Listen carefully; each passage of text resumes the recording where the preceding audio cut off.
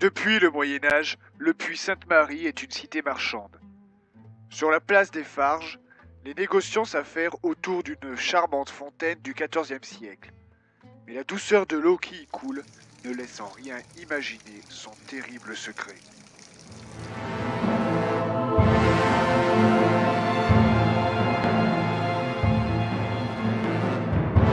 Selon une légende médiévale, un petit choriste de la cathédrale aurait été assassiné par un juif en 1320. Mais comment expliquer la présence de ce juif dans la très catholique cité mariale? La communauté juive a probablement œuvré au chantier de la cathédrale. Dès 1212, elle s'est installée en contrebas de la cité, sur les rares terres disponibles adossées aux murailles de la ville. Les rues du quartier juif, en partie voûtées, sont aujourd'hui inaccessibles. Mais au Moyen Âge, elles s'intégraient dans le bouillonnant quartier marchand des Farges.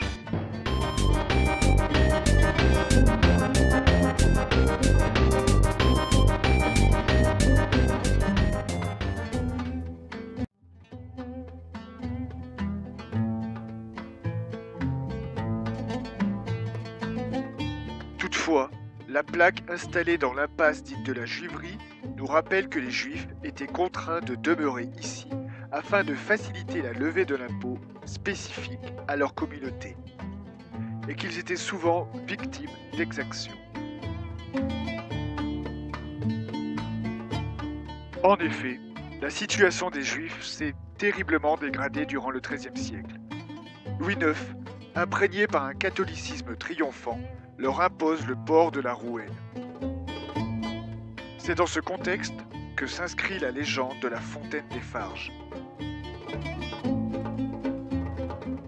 À la fin du Moyen Âge, les Juifs furent bannis de la ville ou choisirent la conversion.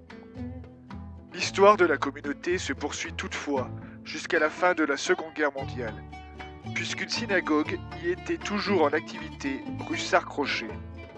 Mais ceci est une autre histoire.